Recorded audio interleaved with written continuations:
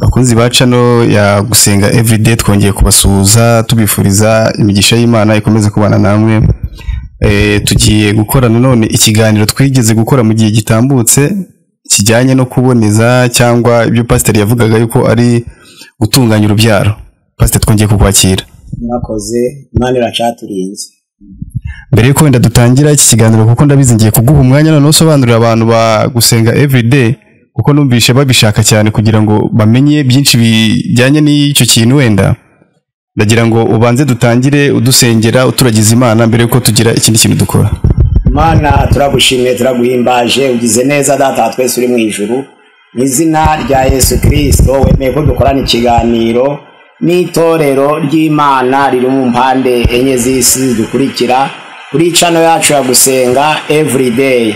Ijambo ry'Imana rinyira imitima ya benshi niryo dusengeye ku ijambo ntabwo ari ry'umwana w'umuntu ritubere umuco umurikira ibirenge byacu kandi ritubere imbuto itabora mu mitima yacu kugira ngo ibashe kuduhindura ibashe gukomeza itorero kuko niryo witaho kandi barayitangirira icunguza amaraso yawe. Nizo mpamvu shaka ko ijambo ryawe rigera kuri benshi kandi rihindure benshi bose binjire mu nzu yitiriwe izina ryawe kubwa Yesu umucunguzi wacu amen.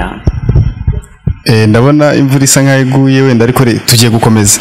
Bene data nkuko dusanzwe tugiye gukomeza n'inyigisho zacu zo gutunganya urubyaro kuko benshi bavuga ngo kuboneza urubyaro ariko tekereje neza ngakora ubushakashatsi nashatse atari ryo zina ryari rikwiriye kuko mu gutunganya urubyaro haje kubonekamo ingingo eshatu zitandukanye. Noneho rero Imana iyitaremo umuntu ntaco byari biyitwaye kuko Imana yabaye igihe kirekire nta muntu uhari ariko iravuga ngo tureme umuntu. Yari ishaka kubaka societe kugira ngo ibone uwo ijiravugana nawe ariko mu mugambi w'Imana kugira ngo wa muntu azabe umuntu wubaha Imana uyubaha. Imana rero isi yose kuva ku kuremwa kwayo kugeza ku iherezo ryayo yayiremeye ibihe 7. Igihe cya mbere Imana imaze kurema Adamu yabayeho igihe kirekire atarabyara ariko noneho ari kumwe n'umudamu we Eva bagera igihe bacumura kuko bacumuye bari kumwe ariko bacumura batarabyara. Bamaze gukora icyaha rero cyagiye cy'ubuziranenge Imana yari yarabageneye cyo bagombye gukora mw'ibyiza bari mu ngobyi itanduye baracangiriza. Igihe kirahinduka haba igihe cyitwa umutimanama. Umutimanama utangira ku rubyaro rwa Adamu kugeza kuri Nowa. Abantu bakakora ibyo bitekerereje bivuye mu mitima yabo bakaganira bagahita mw'ibyiza ariko babikuye ku mitima yabo. Ku rubyaro rwa Nowa rero cyagihe cy'umutimanama kiba kirarangiye batangira kwibwira gushiraho ubuyobozi bw'isi nibwo bise igihe cy'ubutegetsi bw'abantu cyakomotse ku rubyaro rwa Nowa kugeza kuri Aburahamu cyitwaga ubutegetsi bw'abantu. Noneho rero kuva kuri Aburahamu kugera kuri Mose cyari igihe cyitwa amasezerano naco cyabaye igihe kirekire cyane cyari icyakane. Kuva kuri Mose kugera kuri Yesu cyari igihe cyitwa igihe cy'amategeko. Abantu bagengwaga n'amategeko bagatsindishirizwa nayo ariko kuva kuri Yesu kugeza ku ngoma y'imyaka 1000 bacise igihe cy'ubuntu. Nico gihe tugeze mu munsi wa none kuva ku gihe nono cy'imyaka 1000 kuri iyo ngoma ukinjira ku ngoma y'iteka nico gihe giheruka icyitwa ingoma y'iteka. Ibyo 7 rero Imana yageneye isi byose ntabwo bihuje amategeko. Icyo tugiye kuvuga nuko umugambi w'Imana wo kurema umuntu yavuze ngo mubyare mwororoke ari wo mugambi Imana yari ifite wo kumuremera umufasha umukwiye. Imana ibaha umugisha iravuga ngo mubyare mwororoke ariko iryo jambo ryavuzwe mbere y'icyaha. Ijambo ryo kuvuga ngo mubyare mwororoke Adamu na Eva bari taracumura cyari igihe nono cyitwa ubuziranenge bagomba kubyara bakororoka. Cyari igihe cy'ubuziranenge kitagomba gupfusha cyari igihe cy'ubuziranenge kitagomba kubamo abanarirwa urushako cyangwa abo bita ngo ni ibiremba. Ntabwo byari byakaremwe ariko bamaze gukora icyaha noneho igihe kiba kirahindutse hinjiramo noneho urupfu hinjiramo ubugumba, hinjiramo uburemba, byose ni ubugumba. Rwa rubyaro Imana yabahaye nk'umugisha ntigongera gusohora nk'uko babyifuzaga. Imana rero umugambi wayo kwarugira ngo bororoke koko, ariko iyo birahinduka. Nta nizo mpamvu muje mutekereza ku muntu waremwe n'Imana, ni umuntu uzana impinduka. Iyo ubwiye abantu ngo kuboneza urubyaro, wumva bakubwira ngo Imana yatanze itegeko ngo abantu bororoke, nta kigomba guhinduka. Ariko nanjye nkabasubira ndetse ko Imana yaremye umuntu wambaye ubusa, akaba ari we wasaga n'Imana by'ukuri. Usomye muri Itangiriro 2 umurongo wa 25, umuntu yagombye kwambara ubusa. Yambariye iki? Ko n'ubundi atambaye abasa n'Imana, kandi n'uwambaye akaba ntahisha Imana, yambariye iki? Hariya mu gitabo cy'Itangiriro ibice 2 umurongo wa 15, Itangiriro 2:15 baravuga ngo Uwiteka Imana ijana wa muntu imushira muri iyo ngobyi yo muri Edeni ngo ahingire ibirimo. Imana kukitaretse ngo yango bya Edeni igumu uko yayiremye, bigaragaza ko Imana yaremye umuntu uzana impinduka. Narizo mpamvu Imana yaremye umuntu ugendesha ibirenge. Ntabwo ugomba kumuseka ngo kuki yaremye imodoka kandi Imana yaramuremeye kugendesha ibirenge. Oya, umuntu ni umuntu ufite ishusho y'Imana ari kuzana impinduka. Umuntu yaremwe atagira icumbi, ariko noneho umuntu akwiriye icumbi ryo kugamamo, ryo gubamo, ryo guturamo. Ni umuntu uzana impinduka rero. Ntabwo ari ikinyoni yubaka icari kigahora ari icari, ahubwo ni umuntu uzana impinduka agakora ibihinduka. Imana rero itanga iryo sezerano ngo mubyare mwororoke, ni umugisha. Kororoka ni umugisha, ariko byavuzwe mu gihe cy'ubuziranenge, ni igihe kitari cyakabayeho ingabano z'isi.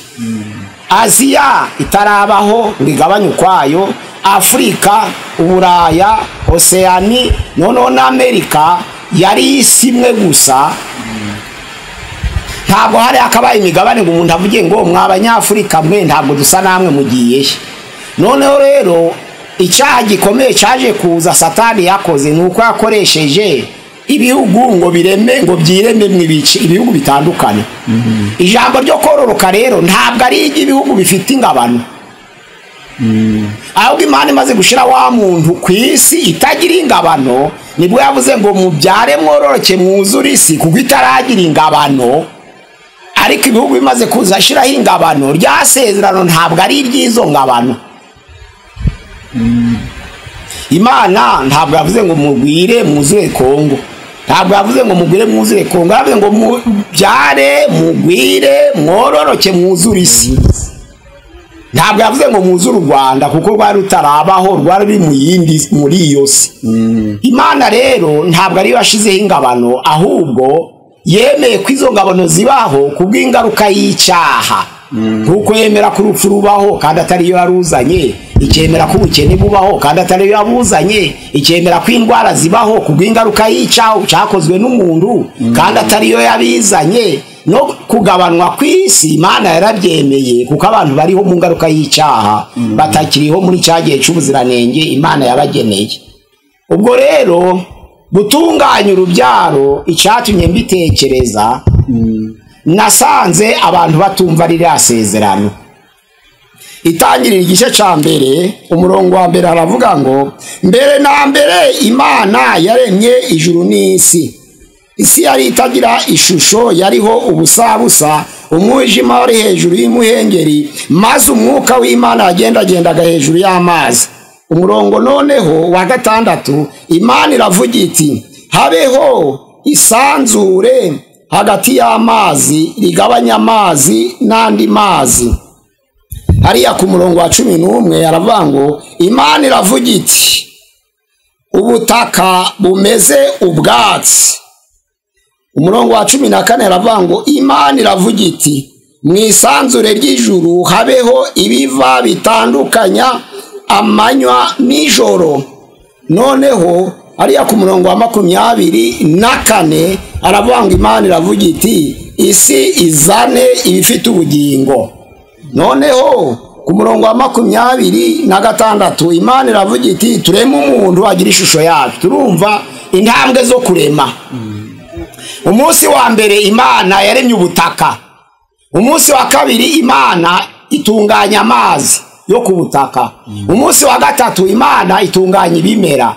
Umunsi wa kane Imana ishiraho ibiva binini byemerera bya bimera kukura. None umunsi wa gatanu Imana ishiraho ibifite ubugingo ariyo matungo. Umunsi wa gatandatu Imana irema umuntu. Ni ukuvuga ngo iyo tuvuga kuboneza, navuze ko byitwa gutunganya urubyaro. Igice cya mbere kikitwa kuboneza urubyaro, igice cya kabiri kikitwa kuringaniza urubyaro, igice cya gatatu kikitwa kugabanya urubyaro. Kuboneza urubyaro rero ni itegeko ry'Imana, ntabwo ari ibihimbano by'abantu. Ayayo nubango ingingo ya mbere yo gutunganya urubyaro ni ukuboneza urubyaro.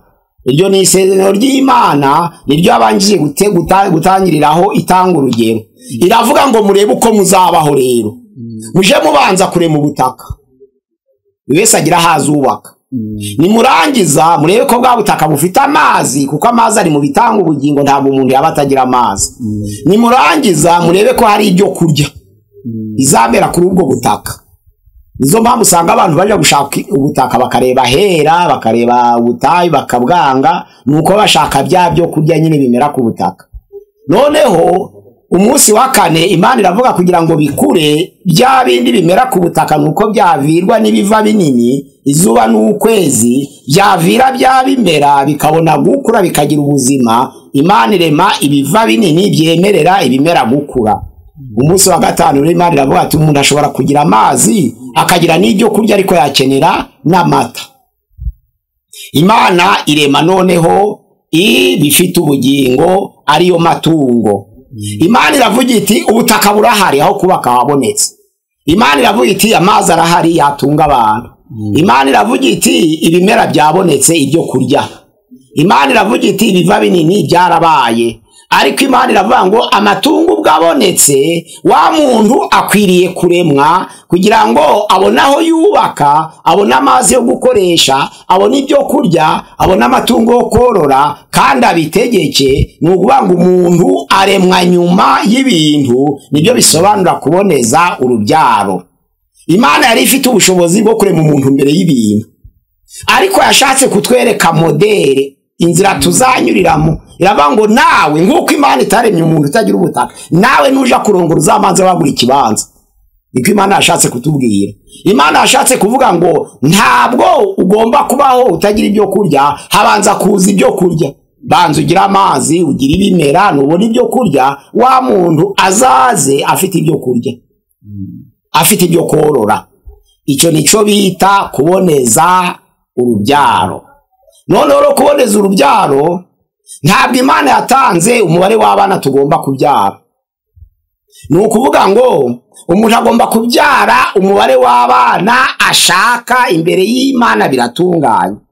Ariko icyaha gikomeye ni ukubyara abana utashobora kurera, ukabura ubutaka bwabo, ukabura amazi, ukabura ibyo kurya, ukababurira amatungo, ukababurira icumbi. Icyo gihe ni ubukoze icyaha. Abantu bakwiriye kubyara uko bashaka, ariko bakagendera mu nzira y'Imana yanyuriyemo, bakabanza kurema ibyo kubeshaho umuntu mbere yo kurema wa muntu. Abantu benshi baje bavuga bati ushobora kurema ibintu byo kubeshaho umuntu ariko ugahomba. Iyo uhombye warakoraga, abantu barabibona, kandi n'Imana irakwishimira, kuko ntabwo igushira mu banyabyaha b'ubunebwe. Abaefeso igice cya 27 na 28, abanebwe n'abanyabyaha bazanyura mu rubanza. Ijambo ry'Imana rivuga ngo ntimubererekere Satani, uwibaga ntakongere kwiba, ahubwo buri wese azige gukoresha amaboko ye kugira ngo abone ibyo kumugaburira hage, asagure n'ibyo gufasha abakene, kuko tuzabibazwa Yesu nagaruka. Rero ntabwo tugomba kwifumbata, tugomba gukora. Nizo mpamvu wa muntu ushaka kubaka umuryango wubaha Imana agomba kuwushakira ibizawubeshaho mbere. Kandi iyo uhombye warakoraga, nabo warakora gukorera abandi, kuko ijambo ry'Imana yatubwiye ngo tubone ibiduhaza, tubone n'ibyo gufasha abandi. Iyo bakennye babandi wafashije, burya bageze igihe cyo gukira baragushumbusha bakaguha nawe ibyo wabahaga. icyaha gikomeye ni ukugira ubutunzi udahaho abantu, ukagira ubutunzi udatangaho. Icyo gihe iyo ukennye koko nta waguha kuko nawe ntiwinditse. Ariko ikintu cyitwa investissement, ubutunzi bwawe bugomba kubikwa mu bantu. Waba warahabaye abantu 10 ntabwo zaburamo 4 bakwibuka nabo bakaguha kuko nawe wabakuye mu bukene. Narizo mpamvu ijambo ry'Imana rivuga ngo tubone ibyo kudutunga n'ibyo gusagurira abakene, nuko nabo bazakira. Nta muntu Imana yaraze ubukene, nta n'umuntu Imana yaraze ubukire, ahubwo tunyuranamo kugira ngo abana b'abakene bazaba bakire, babandi b'abakire baba bakene, kugira ngo bibigishe kumenya, babashe gusobanurwa kumenya agaciro k'umuntu. Igihe azaba aguwe neza kize, yibuke noneho agaciro k'ikiremwa muntu, kw'ibyo Imana yamuhaye atari ibye gusa, ahubwo ari ibya bose. Kuboneza urubyaro ni ugushaka ibintu mbere yo kuzana umuntu. Noneho rero ijambo ry'Imana ryanditswe muri Zaburi 128 havuga ko icyaha gikomeye ni ukuba ufite abana bagakurira mu birambi by'abandi, bagakurira mu mazu y'abandi, ukabyara koko ukaja kureresha. Ibyo ntabwo bibaye umugisha, ahubwo ni umuvumo. No kwa nyogokuru wawe ntabwo umwana ari byiza ngo aje kurerwa kwa nyirakuru, kereka ari ugushaka icumbi yiga. Ariko kuvuga ngo ni kwa nyirakuru azabashakira ubuzima ahabe, ni ugusubira inyuma. Wa mwana umwononye mu iterambere ry'ibitekerezo, kuko ntabwo azagira ubwenge bumeze nk'ubwawe busumba ubwawe, ahubwo azagira ubwenge bumeze nk'ubwa nyoko. Uwo mwana rero ufite ubwenge bumeze nk'ubwa nyirakuru azageza abantu kuki kandi tubeshwaho n'impinduka? Azahindura iki yarabaye kwa nyirakuru? Kandi yarakwiriye kugira ibitekerezo biruta ibyawe wowe wamubyaye, ukongera ukamusubiza kwa nyirakuru ngo aje inyuma. Azamarira icy'abantu. Ni icyaha gikomeye. Ijambo ry'Imana riravuga ngo uje wishimira urugo rwawe, umugore wawe ari iruhande rwawe mu kirambi cyawe, abana bawe bicaye bagosa ameza yawe. Nta mwana wemereye kurererwa mu nzu y'undi afite ababyeyi. Niyo mpamvu twavuze ko hari imfubyi nziza n'imfubyi mbi. Niyo mpamvu twabiganiriyeho. Iyo umuntu atagira ababyeyi, abantu bamugirira impuhwe, bakavuga ati koko ntako yakwigenza, bakamufasha. Ariko hari ugira ababyeyi batagira icyo bamumarira, bigatuma abashatse abagombye kumufasha bamurebera muri ba babyeyi, ntibabe bakimufashe kuko bakiriho. Ariko wa mwana nawe iyo abonye ko hari utagira ababyeyi wafashijwe, wakaba afite ababyeyi batagira akamaro, nawe arasenga ati campa bagapfa nanje nkandikwa mu mfubyi nziza zo gutabarwa, kuko n'ubundi sintabarwa kandi mfite ababyeyi. Abo babyeyi rero babaho kandi batagira akamaro, umwana yifuza ko bapfa kugira ngo abone uko atabarwa. Izo mpamvu zasanga mu rusengero hamwe abana bashima Imana, akavuga ati Imana ihabwa icubahiro, shimye Imana ko yangiriye neza, igatuma ababyeyi banje bapfa kare, bigatuma abantu bangirira impuhwe bakanyigisha, kuko bakuru banje babaye ababyeyi banje bakiriho ntabwo bagize ayo mahirwe yo kwiga, ariko nagize amahirwe yo kwiga kubarusha kuko bari barapfuye. Nizo mpamvu hari imfubyi mbi nifite ababyeyi batagira akamaro, kuko umwana wawe agomba kuraga ubwenge bwawe, ntagomba kuraga ubwenge bw'ababyeyi bahandi. Ntimuzahuza, buri wese afite uko abayeho.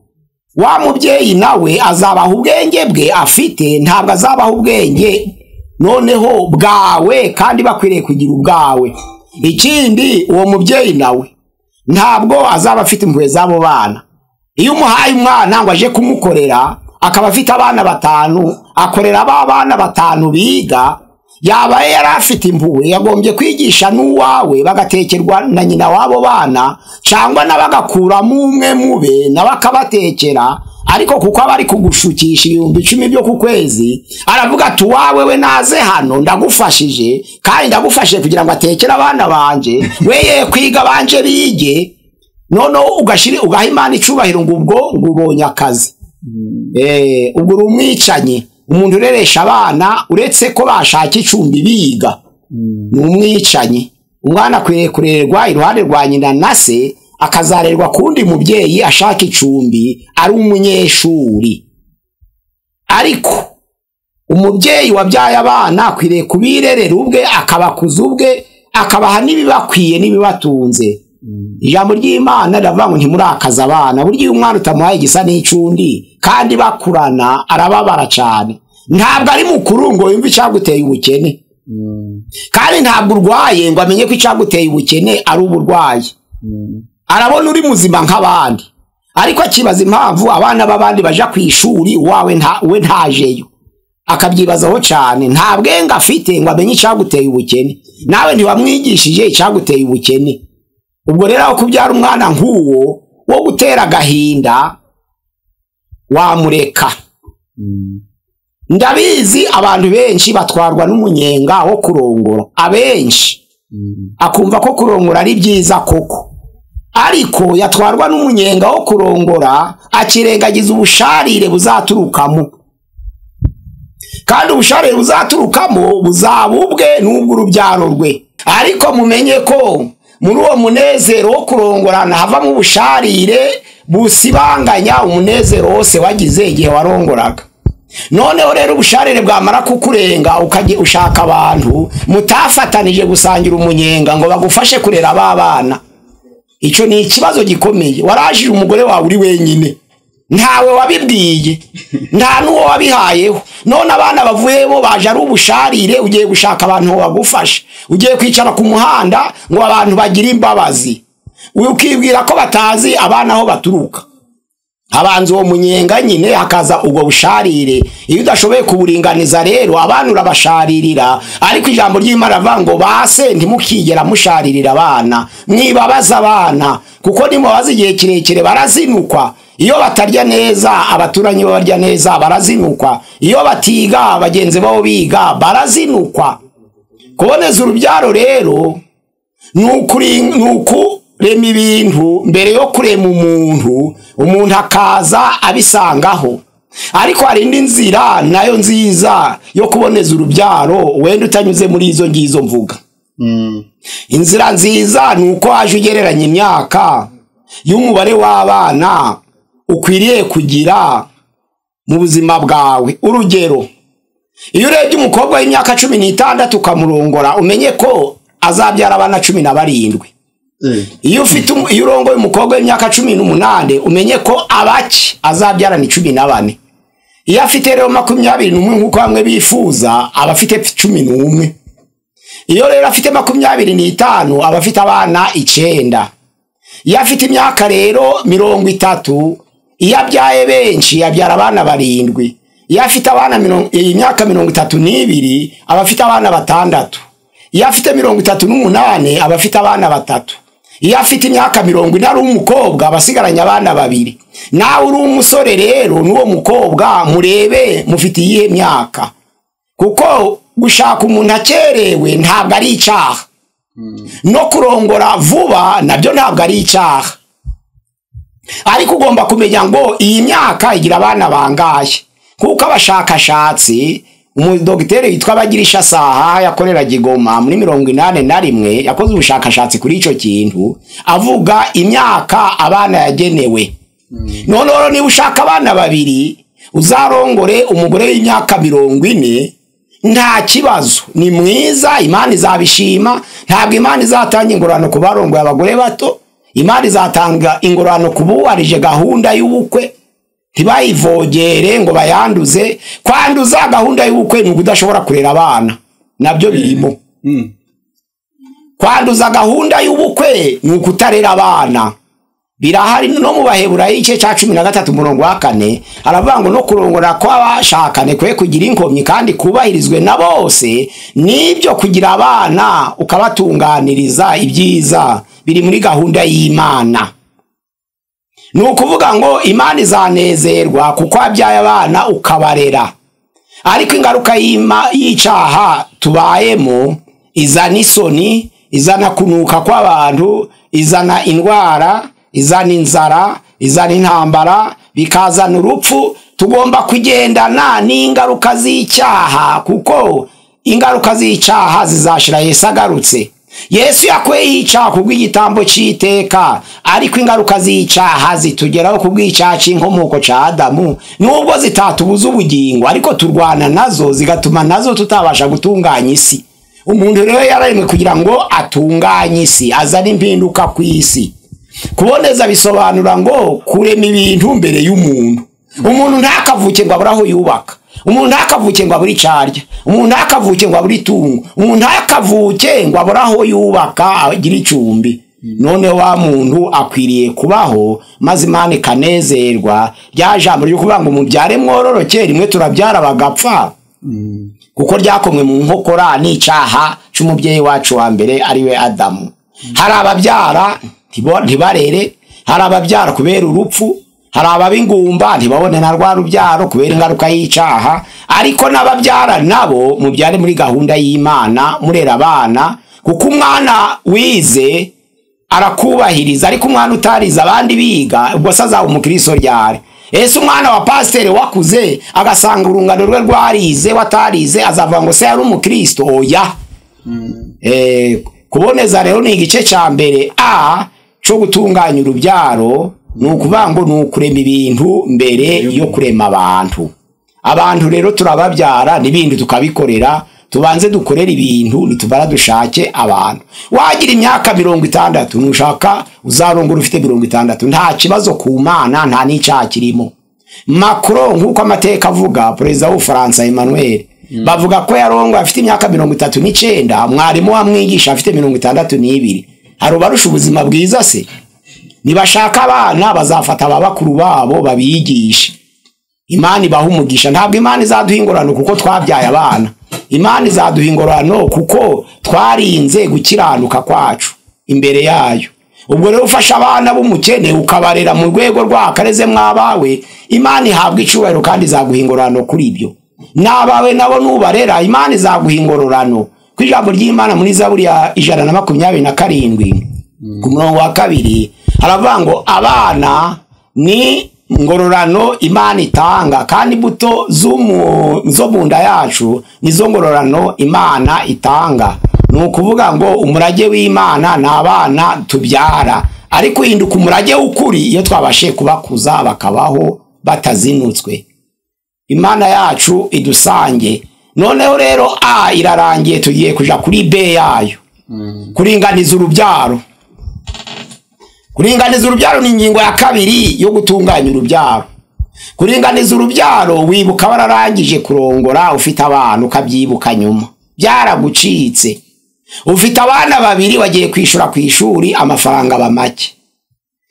Ufite abana 2 wagiye kubagurira imyambaro, amafaranga bamake. Ufite abana 2 cyangwa 3 bariye nimugoroba, ubona ntibahaze nk'uko byifuzwa. Nibwo utekereje uti sinone n'impamvu kibadahaga, ukavuga uti nuko ubutunzi mfite butabashoboye. Icyo gihe uravuga uti rero ubwo batangiye kuzinukwa, batakirya ngo bahage, batakibona amafaranga y'ishuri y'uburezi, ngiye noneho kugarukira aha, sinzongera kongeraho abandi. Kutongera kongeraho abandi ntabwo ari ukuboneza, ahubwo ni ukuringaniza. Ni ukuvuga none ugiye kuvuga uti ngiye kugumana aba kugira ngo mbaringanize n'imitungo mfite. Icyo gihe rero hari uburyo bwemerwa n'abantu. Iyo tugeze ku ngingo ya 2 hari igice cy'ibyaha n'igice cy'ukuri cy'Imana yemera. Iyo ugeze igihe cyo kuringaniza urubyaro, hari ingamba ushobora gukoresha ntibibabaze Imana. Icyambere, iyo mushoboye kwifata kandi ntimusambane, nta kibazo gihari, Imana iranezererwa. Nubwo mwamara imyaka 5 mutongera kubonana, Imana iranezererwa, kuko n'abapadiri babayeho muri ubwo buzima, ntaco babaye, ntabwo tubarusha ubwiza twe barongoye. Nubwo wenda bamwe babesha bakaba biyonona bakabyangiriza kubw'umuhamagaro wabo, ariko tuzi ko abapadiri barahira indahiro yo kudashaka, ariko ntaco baba, kandi batunganya ubuzima bwabo, bagatunganya n'ubwo imiryango, ariko atarabyaye. Kuko aho kwangiriza urubyaro warureka, noneho rero ukabaho wifashe, wowe n'umudamu we mukabyumvikanaho, mukavuga ati dushaka kumara imyaka 10 tutongera kubonana, nta kibazo. nimutacana inyuma ngo muje gusambana ya myaka 10 igashira wenda mumaze kubona imitungo ya rero uzavuka mukamubyara nta kibazo, nta ngororano z'umubare w'abana zihari, baba bake baba benshi, n'abapfakazi cyangwa ingumba zitabyaye ariko zifashe neza nazo zahabwa ingororano zo gukiranuka. Ubwo rero ntabwo kubyara ibyo bitanga ingororano, ahubwo kurera neza nibyo bizana ingororano. Kubyara ntabwo ari ingororano, ahubwo kurera neza nibyo byaguhesha ingororano, kuko Zaburi yabivuze neza ngo nizo ngororano Imana itanga, za mbuto ziva mu nda yacu nizo ngororano Imana itanga. Urumva ni ingororano ariko kubareze neza. Ni ukuvuga ngo iyo rero mwirinze ntimwongere kubonana mukarekeraho, mukazabonana mufite imyaka 45 ya menopause yo guhagarika ibyara, ariko mubibwiwe na dogiteri wemewe akababwira ati igihe cyo kubyara cyanyu kirarangiye, noneho mwongere mutangire mubane nta kibazo imbere y'Imana. Ikindi noneho rero ushobora gukoresha kubara warabihawe na dogiteri wemewe. Igihe cy'uburumbuke bw'umugore ukakireba, ukaciga, ukakimenya, kuko uburumbuke bw'umugore ntabwo burenza amasaha 24, ariko rero n'uburambe bw'intanga z'abagabo nabwo ntabwo burenza amasaha 72. Ubwo rero iyo mugiye kwa dogiteri wabyize neza akabibereka neza, mushobora noneho kuja muririnda gusaca gihe cy'uburumbuke, hasigaye mugakomeza. Ariko cyagiye cy'uburumbuke mwarakibwiwe na dogiteri wemewe. Abantu benshi baravuga ngo hari igihe haza guhindagurika, dogiteri arabizi. Iyo aje guhindagurika nawe amabwiriza agendana no guhindagurika, ariko ntubyara umwana utazabasha kurera. Burya rero abantu twita kurera umwana, iyo ureze umwana utarize ntabwo waba waramureze, ahubwo waba waramubaniye. Kurera no kubanira biratandukanye. Ntabwo Imana yaduhaye abana bo kubanira, kuvuga ngo mbe ntiyakuze, yarakuze ariko ntabwo yarezwe. Ikintu cyitwa uburezi ni education. Umwana utarize nubwo yaba ari umugabo ntabwo aba yararezwe, aba akiri inyamaswa. Nico bita education. Mu gihugu ca Canada umuntu utarize primaire na secondaire ntabwo aba yitwa humaniste, nukuvuga ngo aba ari itungo. Aba humaniste iyo arangije primaire na secondaire kandi bikishurwa na leta ku batishoboye.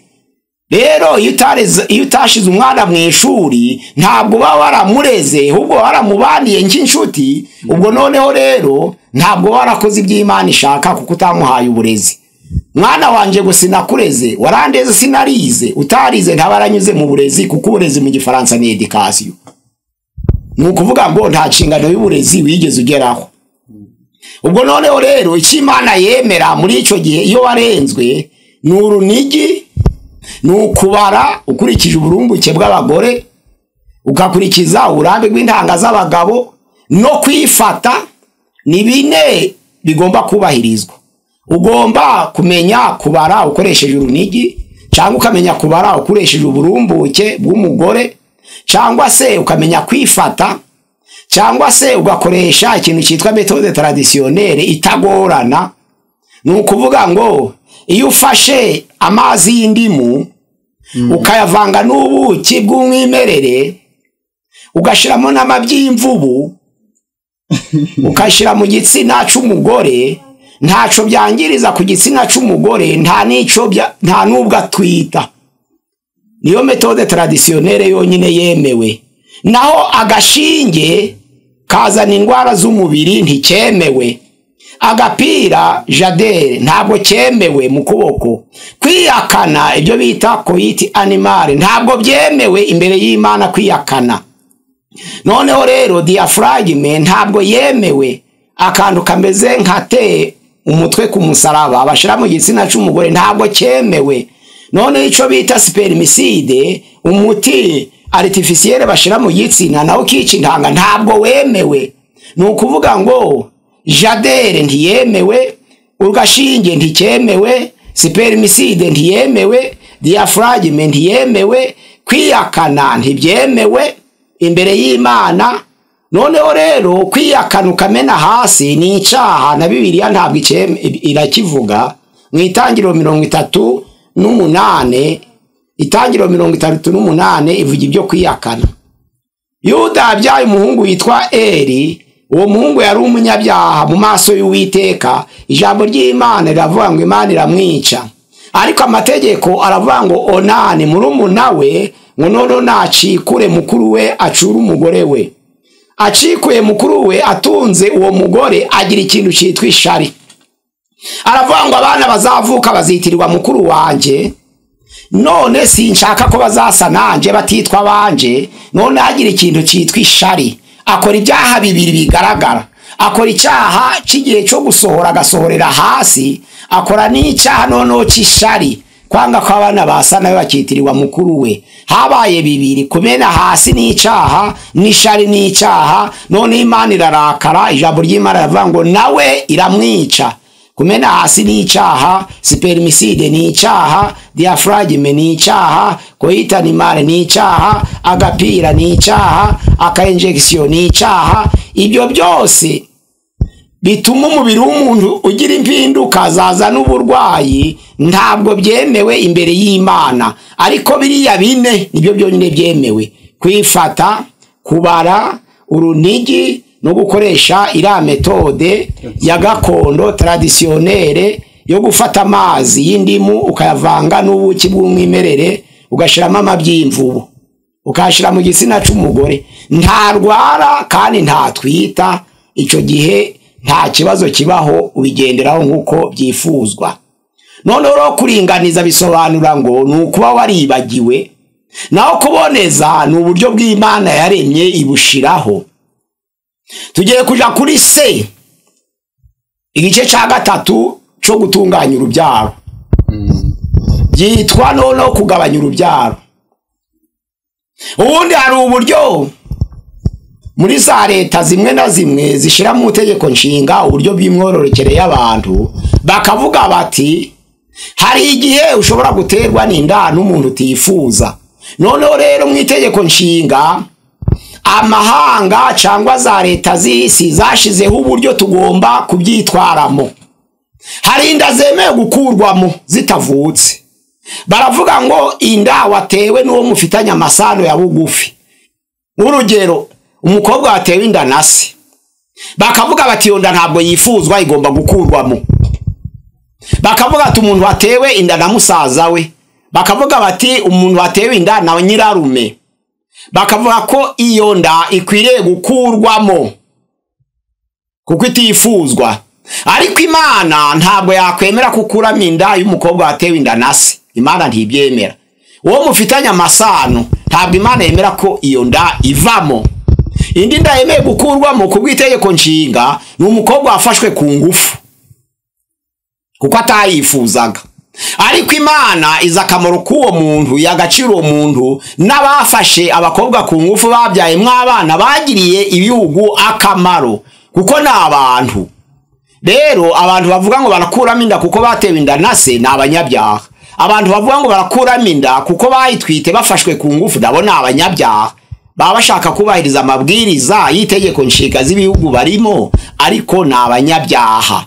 Umuntu agomba akwiriye yabyarwa na se akagira ubwenge kandi akaba nk'abandi kandi agafasha abantu. Umuntu ashobora kubyarwa n'uwamufashe ku ngufu akaba umuntu kandi agafasha abantu kandi akabatabara mu gihe gikwiye. None hari ubundi buryo bwa gatatu itegeko nshinga ryemera, ni igihe cyo gutabara. Umugore yaratwite koko ariko umwana arwarira mu nda. Wa mwana agomba kuvuka, ariko muganga dogiteri ubyemerewe yapimye asanga wa mwana kubw'urwayi bw'uwo mwana ashobora guhitana ubugingo bwa nyina.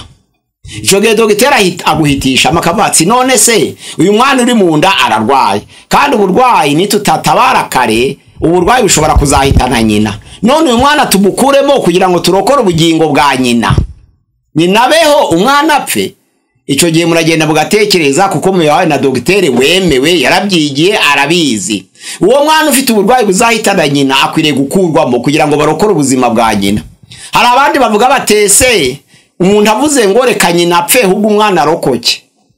Ntabwo ari ko ijambo ry'Imana rivuga. Rivuga ngo umuntu azasiga se na nyina asange uwo bashakanye babana karamata. Iryo sezerano ntabwo ari iby'ababyara gusa n'ingumba nazo.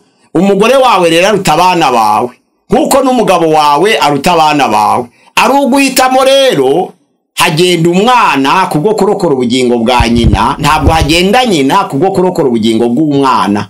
Oya, umuntu azasiga se na nyina asanga uwo bashakanye babana akaramata. Nizo mpamvu bemera abaganga ko bahitana umwana ariko umubyeyi akabaho, umugabo akabaho, umwana akagenda, umugore akabaho, umwana akagenda, ariko abashakanye bakagumya bakubaka umuryango, kuko umuryango ntari ufite abana gusa, n'umugore n'umugabo atarabyara ni umuryango kandi Imana yemera.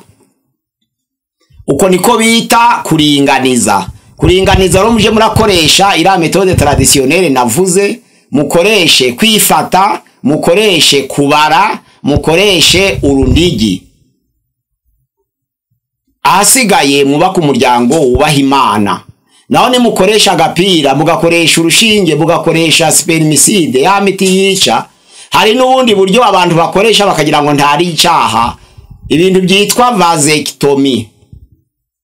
Bagaca umutsi uri munsi y'ubugabo bw'umugabo, noneho kugira ngo aje azana amasohoro ariko ye kuzana intanga. Icyo gihe koko ntabyara, ariko abantu benshi bakoresheje vasectomy bwo guhambira umutsi uri munsi y'ubugabo bw'umugabo, basanze hari igihe bishobora kugendera ko ntiyongere kuba muzima. Basanze hari n'uburwayi muri prostate bushobora kuza, noneho baravuga bati na vasectomy yo guca umutsi w'umugabo ngo atabyara, nabyo basanga Imana itabyishimira kuko byangiriza umubiri we. Kandi imibiri yacu ni urusengero rw'Uwiteka, umwuka wera atuye muri twe, ntabwo Imana yishimira ko icyakwangiriza urusengero rwayo ugishira mu rusengero rwayo. Hari ubundi buryo bakoresha bwitwa ligature de trompe, bagahambira, ni ukuvuga ngo umura w'abagore kugira ngo intanga zitabona aho zinyura ngo zigere kuri ovire, ni ukuvuga ngo babyita ligature de trompe. Abaganga babyigiye basanze hari igihe bishobora kuzana kansere yo mu mara, noneho umugore akarwara. Hari utarwara, hari n'urwara, ariko imbere y'Imana mwarangije kwangiriza urusengero kuko mwahambiye umura. Ubwo ni ukuvuga ngo yaba vasectomy, yaba ligature de trompe, yaba spermicide, yaba jadere, yaba injection, yaba ibindi byose bakoresha coit animale, kwiyakana, ntabwo Imana ibyemera. Ubwo nibwo buryo rero abantu bakwiriye gukoresha niba baribagiwe kuboneza bakaba bageze igihe cyo kuringaniza, nibwo buryo bakwiriye gukoresha. Noneho hariya mu kugabanya urubyaro, iyo ukuyemo inda urusoro rwararangije gufata, uba wishe umuntu. Ni ukuvuga ngo gamete zombi, nubangwa intangangabo n'intangangore, gamete y'umugabo n'iy'umugore iyo zihuye ziforma akantu kitwa zigote. Ako kantu gatangira noneho gukura, ikintu cyitwa activation, kakagira noneho ubuzima. Ka kantu iyo utwaye inda utishimiye ukaja kwa dogiteri cyangwa umuganga w'inshuti akagagukuriramo, uba wishe umuntu. Mu bari ku rutonde rwo kwica umuntu nawe uzabarwamo. Ntabwo dukwiriye rero kugabanya urubyaro twica urusoro rwarangije gufata, kuko narwo Imana iraruzi kandi karuha agaciro nk'umuntu. Ubwo twumvise rero izo ngingo uko ari eshatu: kuboneza, kuringaniza no kugabanya. Icyemewe ni ukuboneza kuko n'Imana yabikoze kandi bikaba biri muri Bibiliya, ariko hari kuringaniza, hari igice cyemerwa n'igice kitemerwa. Naho kugabanya mu buryo bwose ntibyemewe, kereka iriya nzira imwe gusa yo gutabara. Kuko icyaha cyo gutabara muri hamaritoloji kiremerwa. Igihe umuntu aje ari kwiruka bagiye kumwica, akihisha mu nzu yawe, abamwicaga bakaba bakugezeho, bakaba bati nta muntu wishe mu wawe, ukavuga uti arahari, kuko kubesha ari icyaha nibwo ubutsinzwe. Kuko umuntu umusengana ntiwamuranga ngo baze bamwice nubwo byaba ari ukuri. Icyo gihe rero uravuga uti ntawe, kikitwa ikinyoma ariko kigiye gutabara. Bavuga bati turabicara nitumubona, abasengana bakwiriye kwemera no gupfana, aho nta kibazo, ariko mukazabona ubugingo buhoraho. Icyaha rero cyo kugabanya ni kibi cyane, kugabanya urusoro ni kibi, keretse ari igihe cyo gutabara nicyo cyonyine cyemewe. Imana ibamugisha ko gukurikira izi nyigisho zirimo ingingo 3 zo gutunganya urubyaro mu izina rya Yesu. Amena. Turagushimiye pastor. Gusa hari ikibazo nyine nabonye kugira ngo kuza kubaza ikiganiro cyarangiye nyine kirangiye umuntu akaza kubaza nyine hari abantu wenda tuzajya twirinda kuba twashyiramo ibi bibazo biterekeranye n'ikiganiro, ariko niba uvuze ikintu wenda hakagira wenda nk'urugero nkumva yuko hari ikintu nahita nkubaza, numva ari byo biba byiza wenda tukirinda kujya horo yasije, kuko nk'ubu bari nk'ibibazo wenda numvaga nari guhita nkubaza, ku buryo n'abantu bari kumva wenda baza kumva iki kiganiro batwihanganire, bazajya bahita bumva yuko nyine ikintu narimbajije hari n'abandi bantu bazaba bari kureba iki kiganiro wenda bahita bakibaza, ari byo mpamvu bahita baza muri comment bakavuga bati wenda muzagabanya ibi nibi, kuko hari igihe wenda nk'ikiganiro cyo bushize twagiye tujya wenda navuga ngo hanze yasije cyane, reka nze wenda nze ngubaze bimwe mu bibazo, urumva ni no gusubira inyuma nanone kongera kurefreshisa ibyo twatangiriyeho kugera kakanya, hari igihe usanga hongera kuzamo ikibazo. Hari ibintu bagiye vuga numva hari ahantu bavuze nko kubaka cyangwa se ibintu tubona imodoka iki byose mbona ngo ni ingaruka z'icyaha.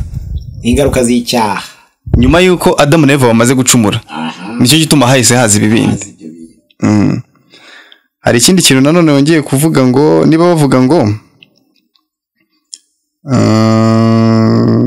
abantu bo ku muhanda basabiriza wenda reka mvuga gutyo baba basaba ku muhanda kubahereza hari icyaha kirimo kuba wenda hari ubukene bifitiye wenda batewe n'ingaruka nabo zitabaturutseho wenda sinzi kubahereza nta cyaha kirimo.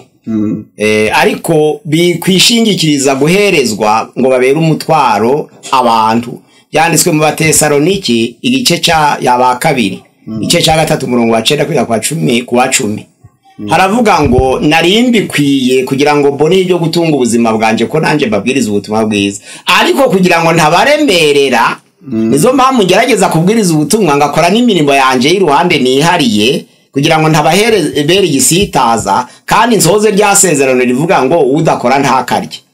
Ubwo rero abantu babifata mu inzira yo kuvuga ngo nanje nzaja kwicara ku muhanda kuko wahicaye bamuhaye uwo ni umunyabyaha, ariko umuhaye nta kibazo afite kuko gutanga guhesha umugisha kuruta guhabwa.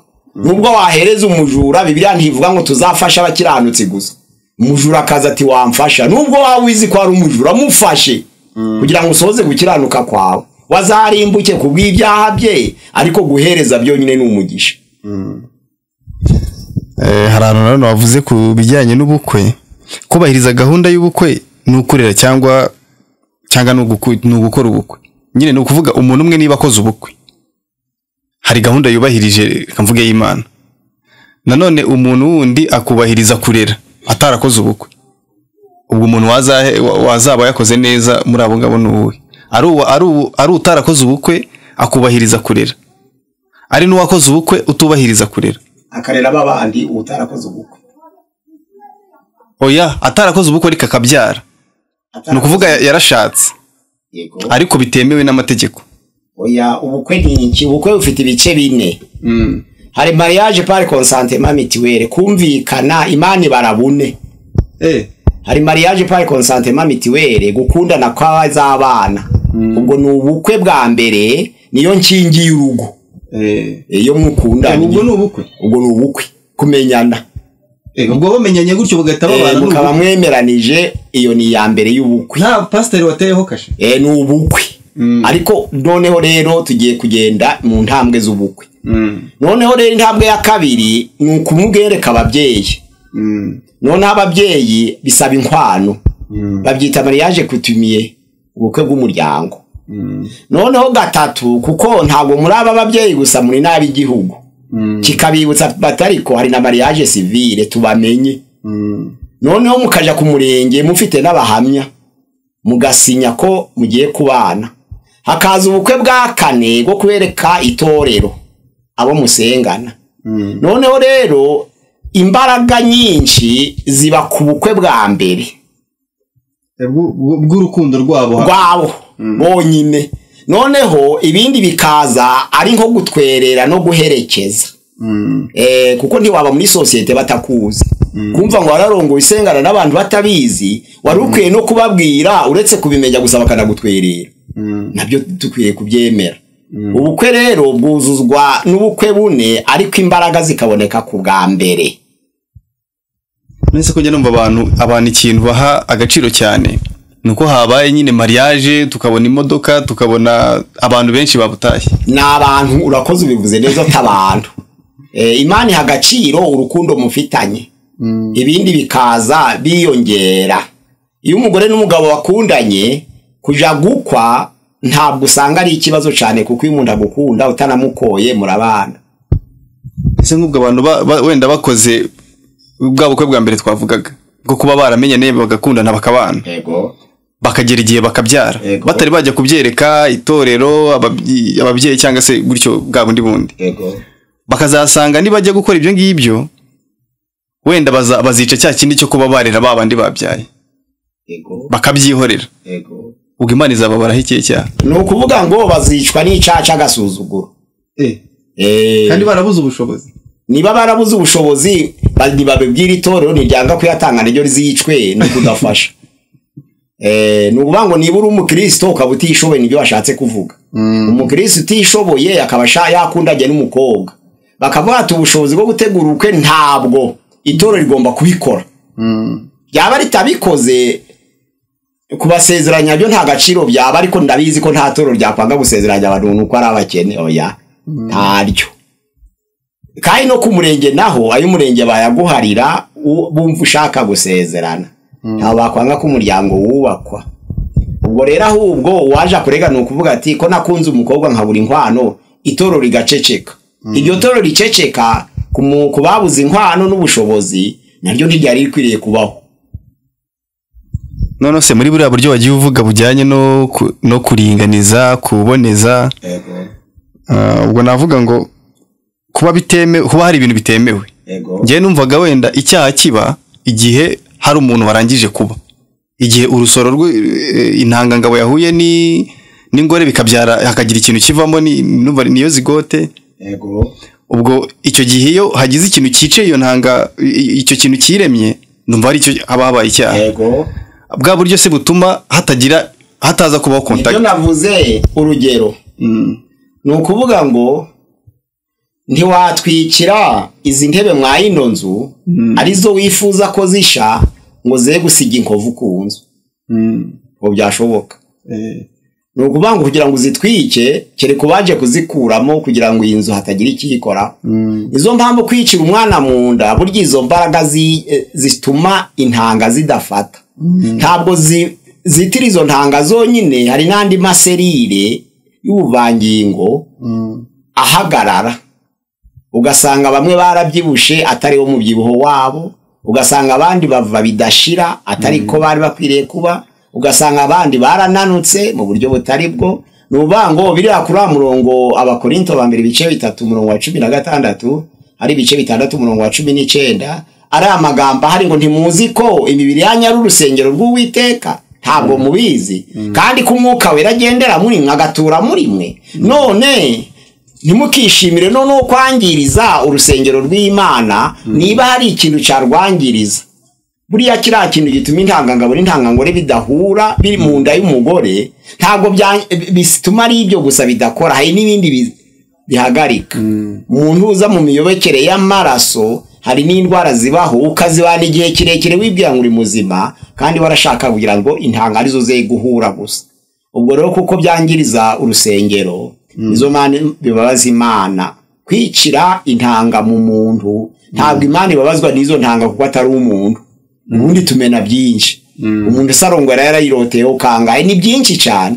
Ubu se ko ari spermatozoide imwe ifata ku mugore uba wasohoye zingahe zirenga nka miliyoni bigwa hasi. Ibyo byose rero yaba ari ko gacira Imana yabihaye azabituziza ikabati nta gikwiriye kumenwa hasi ariko Imana ihagaciro n'urusengero bikorerwamo ari wo mubiri. Gusa nyine hari uburyo wagiye uvuga nyine bwo burine Imana yemera numva harimo bwo gufata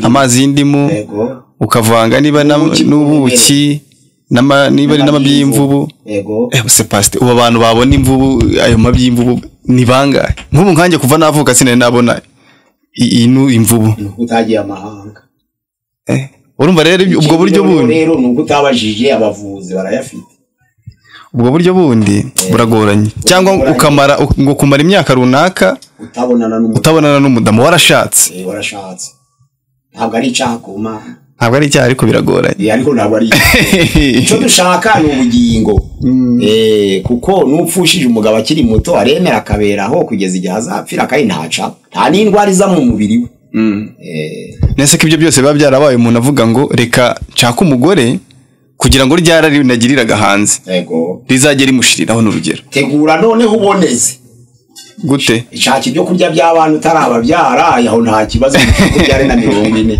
aho nta kibazo tegura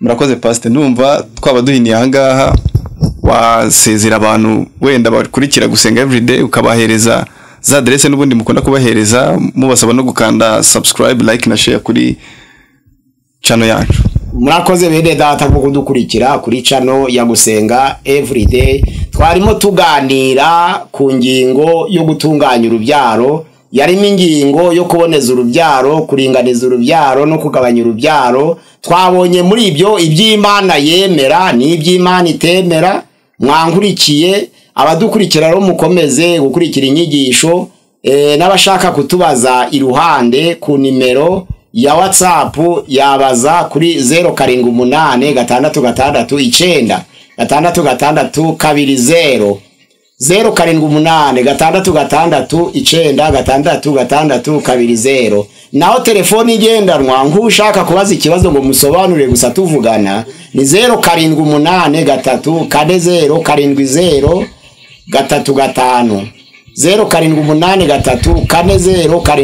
0783407035 Imana bahumugisha kudukurikira kandi mugire kugubwa neza kandi bizabafashe mu buzima bwo kubaka ingo mu izina rya Yesu. Amen.